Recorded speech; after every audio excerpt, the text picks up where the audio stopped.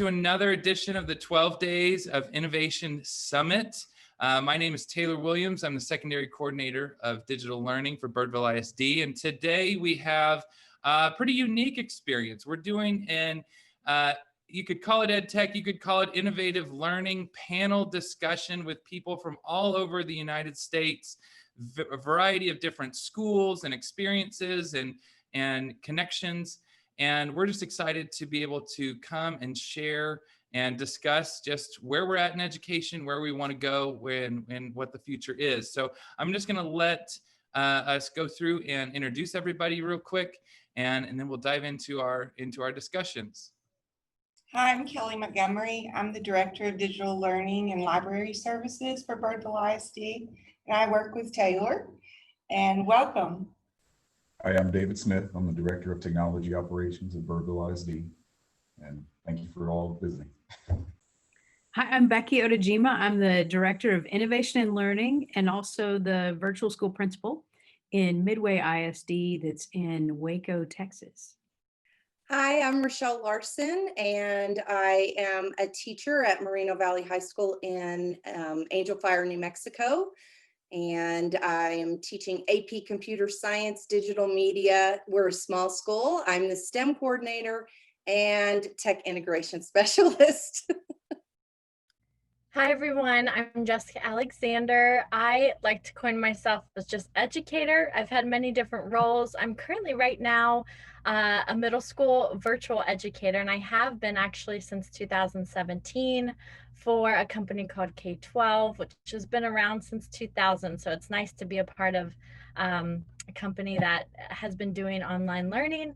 But I also worked with Taylor at now Moreland University as an instructor there, leading teachers through their teacher prep program. So happy to join everyone here. Hi, everybody. My name is Aaron Iceberg. I'm a learning coordinator. I actually work at Napa New Technology High School, which is a wall-to-wall project-based learning high school here in Napa, California. I run the nonprofit professional learning center that is housed at the center, where we take project-based learning and really showcase with teachers what does it really look like in action. I think as teachers, when we do trainings, it's great, but then it's always like, well, what does it really look like with human beings in the classroom?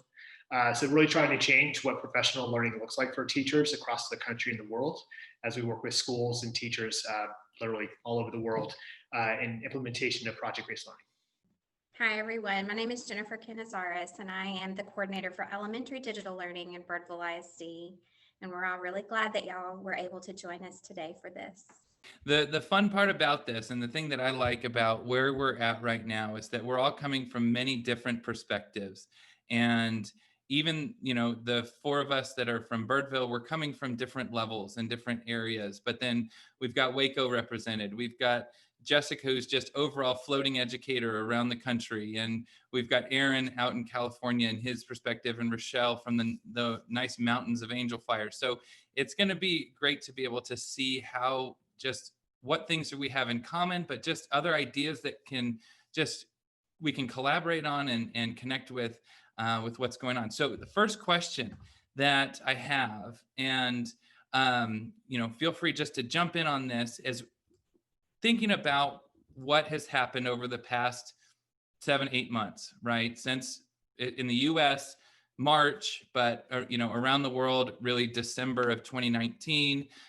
What's been the biggest learning curve that you've had to figure out through the remote online learning implementation because of COVID? And what have been some victories that you've seen in your schools and your organizations in your classroom? So Becky, could we jump for you first, and then we'll kind of see what everyone else says? Sure. The learning curve for us, Midway is 8,200 students, so it's not as large as Birdville. We were very fortunate that before the remote learning piece happened, we had the environment already in a one-to-one setting. We've been one-to-one iPad district-wide for about 8 years, and our learning management systems were programs that we'd worked with for several years. So our families and our teachers were accustomed to using those, but not in the way that you needed them for the remote learning piece. So, we really worked to move like pedagogy as the focus when we look at technology tools and those learning environments. And we've had a lot of great, I guess, early adopters or just people that do that regularly, and it's their everyday practice, and they've been able to use, the technology platform or the online platform for teaching and learning for some time. But then we also had those that like had not hopped on early on and were very, very suited to teach in a regular traditional classroom environment. And so this has forced sort of everyone, it's what we've called the innovation revolution, because we all had to look at things differently, and we couldn't have anybody that sort of held out, because this was the way we were going to have to offer, learning opportunities for our students. And we've seen great response from teachers. So I think that's due to some comfort level with some of these tools, but then also people around them working collaboratively with them to try to help them jump in and get accustomed to teaching in a new way. And so it's been great to see the growth, and it feels like it may have taken a challenge such as this to move some of us forward. Yeah, really good. Thanks, Becky, for kicking us off. Who's next? Feel free to just jump in. Yeah, I mean, oh, go ahead, Jessica, please. You beat me to the unmute button. Well, I was actually just going to ask Becky a question because I'm curious to know, and I've had this discussion with some other educators in Indiana who've been one-on-one for quite some time. Could you think back, like, I'm actually curious, what was the learning curve for students and families when implementing those one-on-one devices, when moving education digitally?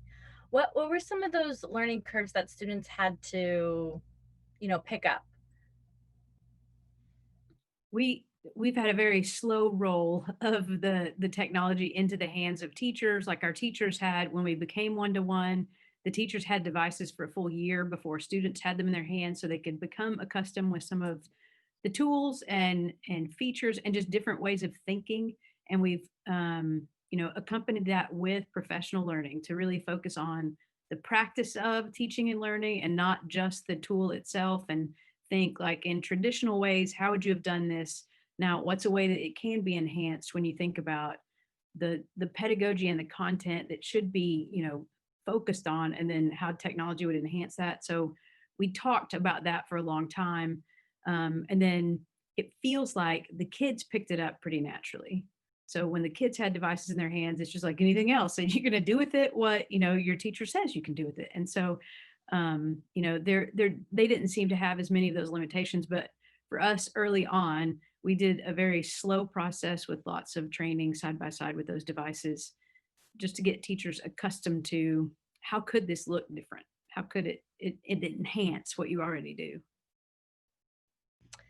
That's interesting. It's kind of what I was going to share about my own learning curve. And I think, Becky, you really hit on something really good, is that when we give students like this freedom to kind of explore the technology, I mean, they're going to surpass anything that sometimes us adults can do. I remember, Taylor probably knows, watching this video about India and giving students a computer and seeing, not giving them any directions, but they can figure out how to search the web and do all these different things.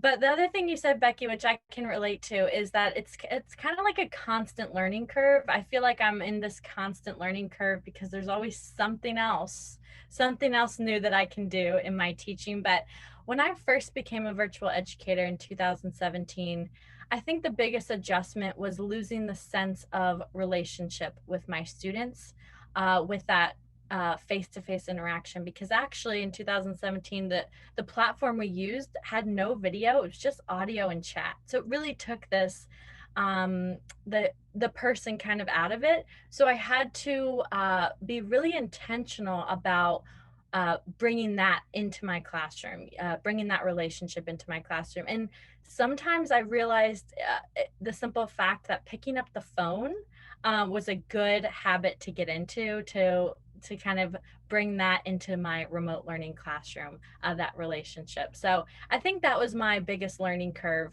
But as far as like instructional, I feel like I'm on this continuous, like, okay, what should I do next? But I think realizing how to bring relationships into my remote learning classroom was something really big that put it at the forefront of everything I did. Yeah, I think likewise, here in Napa Valley, we have about 18,000 students, and we have a pretty good substantial size district.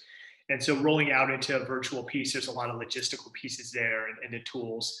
And at the system level, we've done a really good job because our biggest concern was kids who don't have access, providing hotspots, all those logistical technical things that we think of, and then things that we didn't foresee, right? So like teachers wanting kids to have their screens on so they can see them, but kids not wanting their screens on because they're, and I think this goes to Jessica's point is as a school and as a system from K through 12, we've really been intentional about really focus on the social emotional learning aspect of this, because as we just came back in a first phase model, half day, 2-day a week type of thing, the kids are reporting what they miss the most is just their peers and that personal interaction, and trying to always be mindful of the mental health space that kids are in. This is hard on them just as it is with kids and with teachers, like trying to navigate like, well, how am I doing this tech or this tech? And we get lost in that sometimes, that we miss the personal relationship with kids.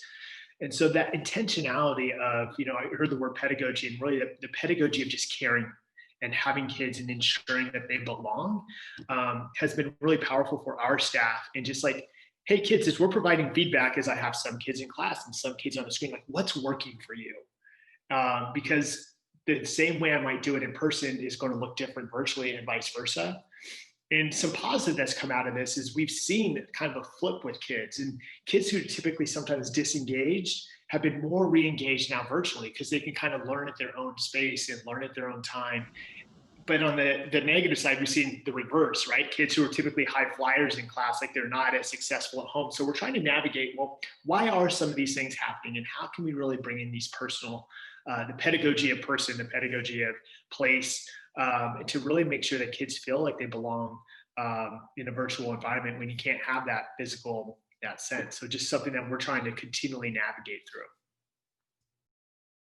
Rochelle, what about you? You're coming to us from the smallest population, I think. So tell us your story. We had all those problems, all of them. The kids did not have devices. Because we're really rural and in a mountainous area, connectivity is an entirely different issue. In the spring, we were able to bring buses in and do some Wi-Fi hotspots, but long-term for online learning permanently, at least for now, that really wasn't working. So that was the big hurdle. Teacher training was a big hurdle, but I would echo what Erin is saying. It's that connection between the teacher and the students. I've heard from teachers that they are missing that piece. I've heard from students that they're missing that piece. So some of the ways that we've tried to overcome that is we started these pack meetings. So broke the students down into smaller groups, and those meetings are every morning, kind of like morning announcements, but also like team building and just reaching out to your kids on more of a personal level.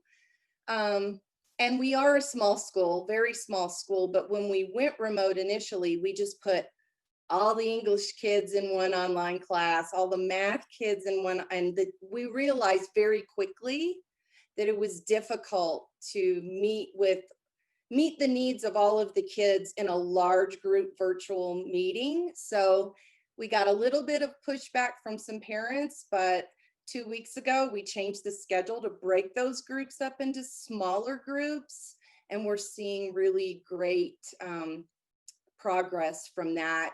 The students are feeling better, the teachers are feeling better, and I think they're getting a more personalized learning experience. So I think to your point, Erin, and what some of y'all said is that we got to make that connection first in order for the learning to be successful. Yeah, absolutely. So David, do you want to take us through your side of it on the technical side and the learning curves that you've gone, your team has gone through? Yeah, definitely. First, if I can, I want to ask Becky a question. So you said you were the principal of the online school. Was that correct? Was that something that was created as a reaction to the coronavirus, or was it something that existed before? How did that come about?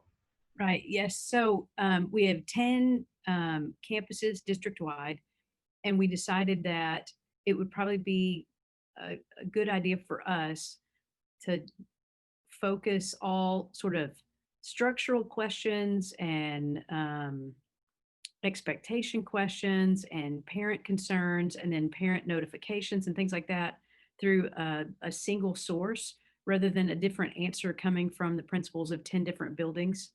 And so we created and I maintain the Midway Virtual School website. I send out, letters and notices and things to parents.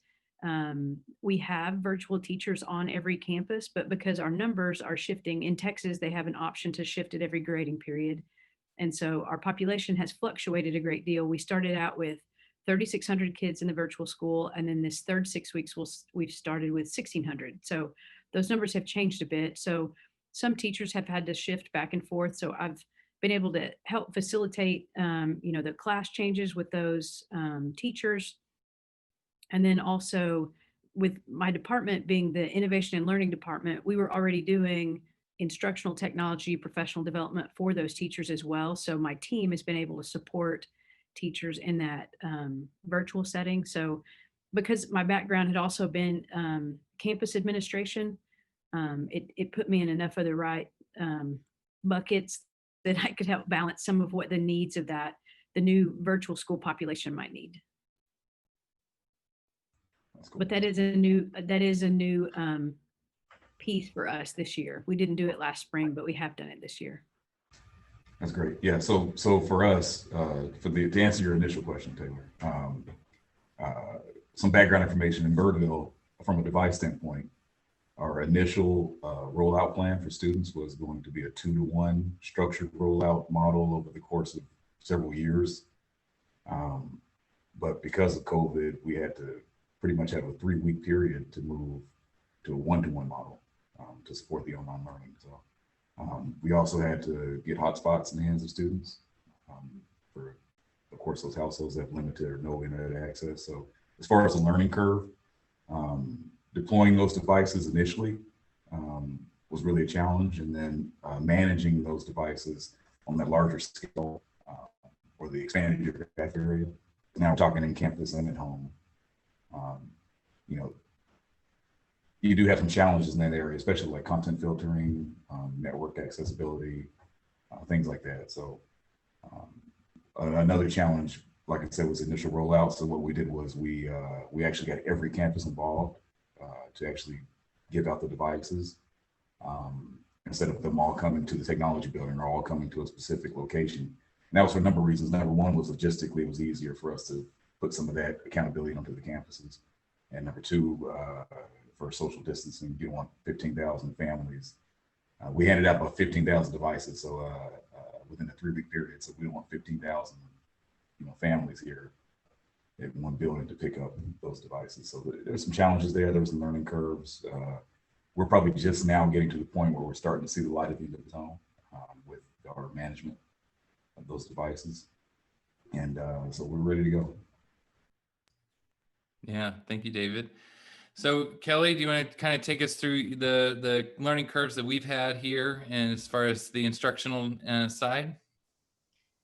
Well, just like all of you, it's a learning curve to teach, go from teaching strictly face-to-face to teaching remotely. And then the very idea of teaching concurrently is very difficult. So that's been a huge learning curve. But our teachers are just stepping up and responding just like champions, which is wonderful. And so I think we're easing into a routine. I think one of the biggest things for the adults, as far as a learning curve, was learning to work and learn online, strictly online, remotely. Also learning to collaborate and connect with people online.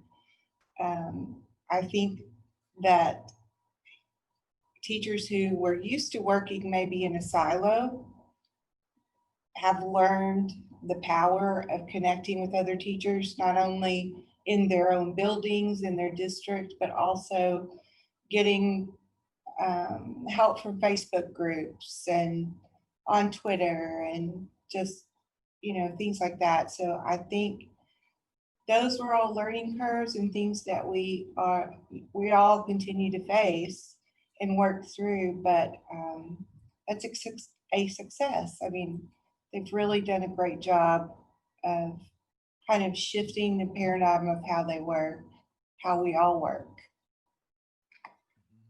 Jennifer, what about on the elementary level?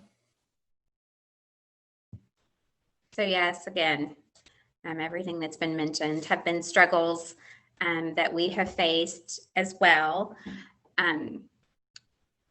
One thing that came to mind while everyone has been talking is that that's been a learning curve for our teachers is that we're trying to get them to a point where they don't have to fully replicate their face-to-face classroom online.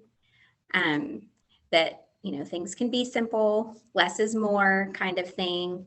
And they are starting to get that, because in the beginning, that was a real struggle, especially at elementary. Because if you think about the time that's spent in preparing your classroom to welcome those kids in, I mean, I can remember that as an elementary teacher. Like, I spent a lot of time getting it ready and making it cute and pretty and inviting and all of those kinds of things. And it was a real struggle for our teachers, because they really wanted their online classroom to have those same features, and to help them to understand that you can still do that, but not on such an extreme level to where it was causing you to have to spend all hours of the evening to get it ready and time away from your families and things like that. So that has been a huge learning curve as well. Yeah, I mean, the way David kind of explained it, you can kind of just overlay that onto our teachers, right? We had this 2-year plan to get devices into their rooms that was more 2-to-1, and they were really excited. And then in a flash, now everybody has one and you can't see them. Good luck, And so then there's different elements in there, tools that are integrated. We moved into Canvas and the LMS. And so it was, you just kind of baptism by fire sort of deal here. To the point where I've heard, and you all might have heard this as well, some teachers with lots of experience, 10, 20, 25-year experience, saying this is the hardest year of teaching they've ever had, or it feels like it's my first year of teaching, and I don't know what I'm doing. And so it's been really, an interesting puzzle to continue to come back to. You think you've reached a point, and then 3 more pieces fall into place, and now you have to move on to the next piece. So